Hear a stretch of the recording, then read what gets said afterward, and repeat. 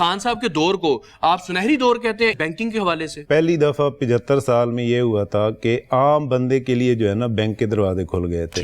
یہاں پہ تو یہ بھی بڑا ہوتا ہے کہ پھیتا نہ کٹے تو کام ہی نہیں ہوتا. اکانومی کو اور بزنس کو علیحدہ رکھنا چاہیے. یہ چارٹر آف ڈیموکریسی تو کرتے ہیں, چارٹر آف اکانومی نہیں کرتے.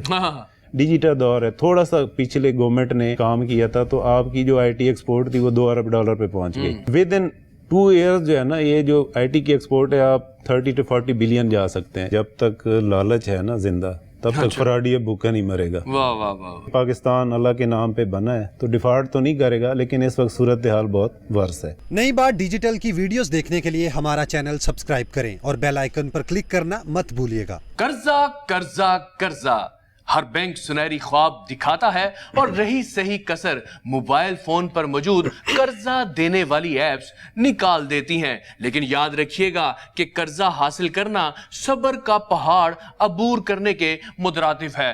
تو جناب اگر قرضہ حاصل کرنا ہے تو بنا ہتھیاروں کے فوجی اگر میدان جنگ میں اترے تو ہار یقینی ہوتی ہے. نئی بات ڈیجیٹل کے ساتھ میں ہوں منان گیلانی. تو قرضہ حاصل کرنے کے لیے کون سے عوامل ہیں جن کا جاننا اور ان کی تیاری ضروری ہوتی ہے, یہ تمام پریشانیوں کا حل لے کر ہمارے ساتھ موجود ہیں حمید اللہ خان صاحب.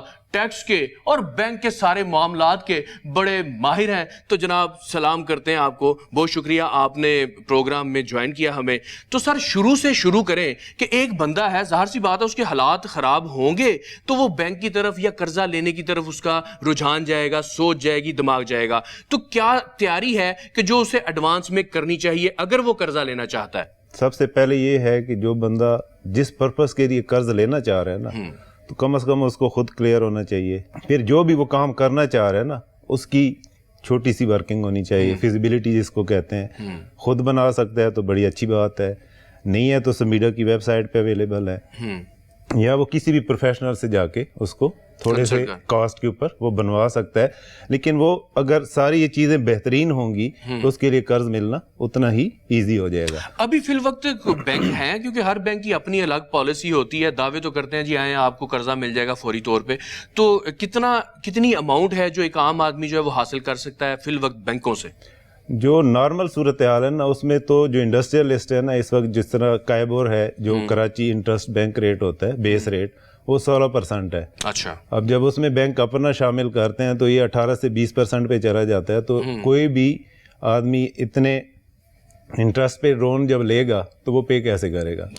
تو اس کے لیے جو پریویس گورنمنٹ تھی پی ٹی آئی کی, انہوں نے انٹرپرینورشپ جو کامیاب جوان پروگرام تھا اس میں 1 لاکھ سے لے کے 2.5 کروڑ روپے تک کی جو ہے نا فیسلٹی اناؤنس کی تھی. جیسے ہی یعنی گورنمنٹ چینج ہوئی تو آلموسٹ وہ فیسلٹیز بند ہو گئی تھیں. صحیح. اب اس گورنمنٹ نے جو ہے نا اس کو ریویو کیا, ریسٹرکچر کیا, لیکن ابھی مل نہیں رہے ہیں.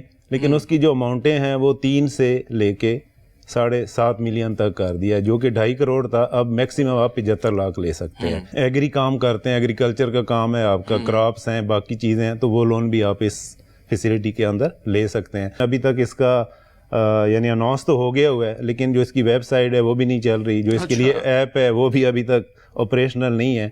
تو لوگ ادھر ادھر دیکھ رہے ہیں, بینکوں سے پوچھ رہے ہیں, ہم سے پوچھتے ہیں, لیکن ہے کہ ظاہر ہے جب تک وہ گورنمنٹ اس کو پراپرلی انیگریٹ نہیں کرتی, اس کی ویب سائٹ آپریشنل نہیں کرتی, اس کی ایپ نہیں ہوتی, تو آپ اپلائی نہیں کر سکتے. آپ بینک میں ڈائریکٹلی جا کے اپلائی نہیں کر سکتے.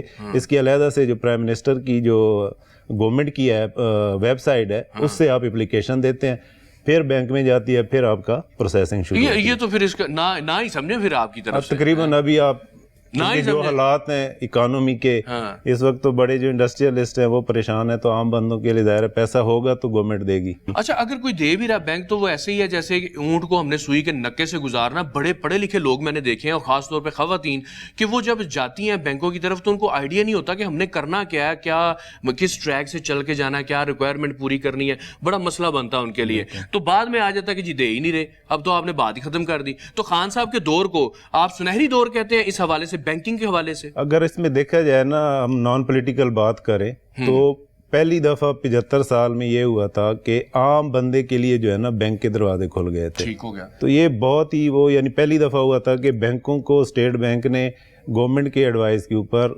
फोर्स किया था कि आम बंदों को जो है ना लोन दिया जा सके। हम पूरी दुनिया में देखते हैं, अमेरिका, यूके, जितनी भी बड़ी बड़ी एस्टेब्लिश कंट्रीज हैं, वहां पर हर नॉर्मल आदमी, बल्कि बड़े रिच और एस्टेब्लिश लोग भी, वो बैंक के साथ ही वो उनका चोली दामन का साथ बन जाता है, घर, गाड़ी, सारा कुछ बिजनेस। पाकिस्तान में ये रवायत खान साहब ने बनाने की कोशिश की, तो जितनी उन्होंने काविश की, इस टाइम आप कहते हैं कि वो खत्म हो चुकी हुई है बिल्कुल? तकरीबन वो जीरो है। यहाँ पे तो ये भी बड़ा होता है कि फीता ना कटे तो काम ही नहीं होता, तो अब फीते के इंतजार में है, उसके बाद वेबसाइट चलेगी, ऐप चलेगी, फिर लोग अप्लाई करेंगे, तब तक क्या होगा। आपकी उम्र गुजर गई बैंकों के साथ, टैक्सों के साथ खेलते, लोगों को सहूलियात देते, उनके प्रॉब्लम्स का हल निकालते। आपका तजुर्बा क्या कहता है कि ये जो अब सिस्टम चल रहा है पूरे पाकिस्तान में, क्या ये बैंक की तरफ से हमें कोई खुशखबरी मिल सकती है कि नहीं, वेट एंड वॉच ही है?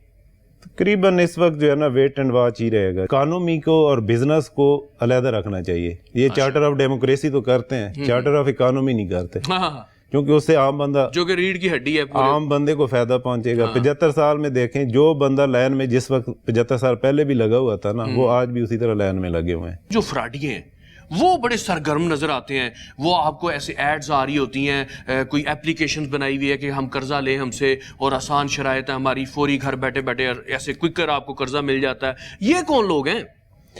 ये देखें, हमारे एक उस्ताद थे, वो कहते थे कि जब तक लालच है ना जिंदा, तब तक फ्रॉडी भूखा नहीं मरेगा। वाह वाह वाह। तो सबसे पहले आपके साथ फ्रॉड तभी होता है जब बंदा लालच करता है। बैंकों की आप बार बार इन्फॉर्मेशन, हमें जो है ना मैसेज आ रहे हैं कि जी हम कोई भी इन्फॉर्मेशन आपकी जो पर्सनल है, आपका OTP है, आपका पिन है, उसके बारे में, आपकी फैमिली के बारे में हम कभी भी कॉल करके आपसे इन्फॉर्मेशन नहीं लेते। लेकिन फिर भी क्योंकि उनका वारदात का तरीका ऐसे होता है कि जब वो कॉल करते हैं ना तो बिल्कुल ही कंफ्यूज कर देते हैं बंदे को, और इस कंफ्यूजन में जब वो उनका जो है ना ट्रिक चल जाता है, वो जब तक आपको समझ आती तब तक वो आपके अकाउंट से पैसे खाली कर। नाज़रीन, यहाँ पर भी आपके लिए एक इंस्ट्रक्शन यही है कि जब आप कोई भी ऐप यूज करते हैं, या स्पेशली जो कोई ऐसी फ्रॉडी की किसी की कॉल आती है तो आपसे वो एक्सेस मांगता है और आप बगैर पढ़े ही वो यस यस यस करते रहते हैं, तो आपका मोबाइल जो है वो आपका सबसे बड़ा दुश्मन बन जाता है। बैंक के साथ आप बड़े इन टच रहते हैं और आपकी गहरी नजर होती है, तो हम सुन रहे हैं जी कि पाकिस्तान जो है डिफॉल्ट के बिल्कुल करीब है या कर भी चुका हुआ है, डेटास हमसे छुपाए जा रहे हैं, सारा कुछ। आप क्या समझते हैं कि ये जिस तरफ हमारी इकोनॉमी चल रही है या बैंकिंग सिस्टम चल रहा है, क्या होगा हमारे साथ? मुझे तो लगता है कोई 5,000 की एक रोटी मिलने वाली है हमें।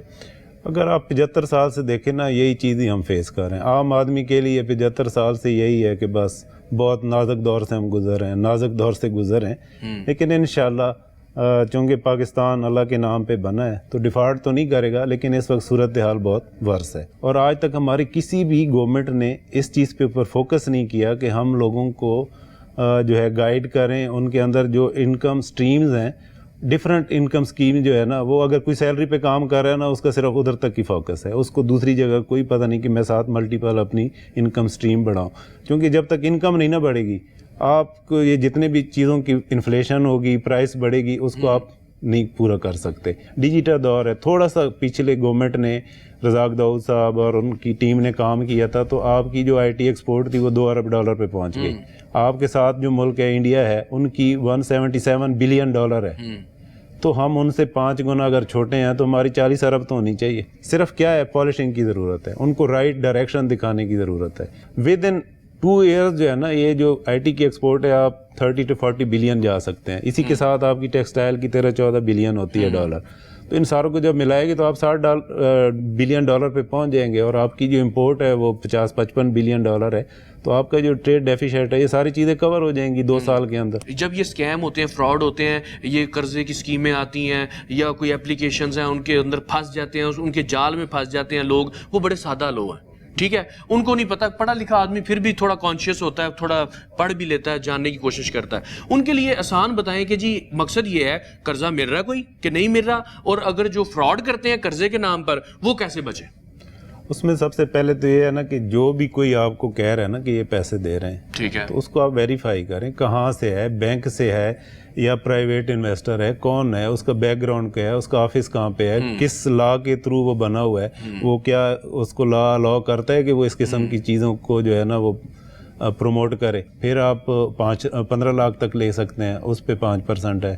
उसके बाद आप 15 से लेके 75 लाख है, उसके अगेंस्ट आपने कोलेटरल। कौन सा ऐसा बंदा है कि जिससे हम आम लोग जो है वो हेल्प ले सकते हैं? क्योंकि हर बंदा यहाँ पे सियाना बन के बैठ जाए तो मैं तुहानू कर्जा दवाना तो NA% मेरा होएगा, अच्छा वो परसेंटेज लेके निकल जाता है, कर्जा उनको मिलता ही नहीं है। क्या क्वालिफिकेशन है उसकी, उस बंदे की, कि जिससे हम हेल्प मांग सकते हैं? देखिए, जो प्रॉपरली प्रोफेशनली क्वालिफाइड है, कम से कम कोई ग्रेजुएट है और वो ये काम कर रहा है, सबसे पहले तो ये देखना चाहिए। और किसी का अगर ऑफिस है तो वहाँ जाएं, उसको चेक करें, उसके बाद उसके साथ इंगेजमेंट करें। बहुत शुक्रिया हमीदुल्लाह खान साहब, आपने बड़ी इन्फॉर्मेशन हमें दी। अपना ख्याल रखें, अपनों का ख्याल रखें, और जो भी करना है सोच समझ के करना है। इसके साथ ही अपने मेज़बान मनान गिलानी को इजाज़त दीजिए। अल्लाह हाफिज़।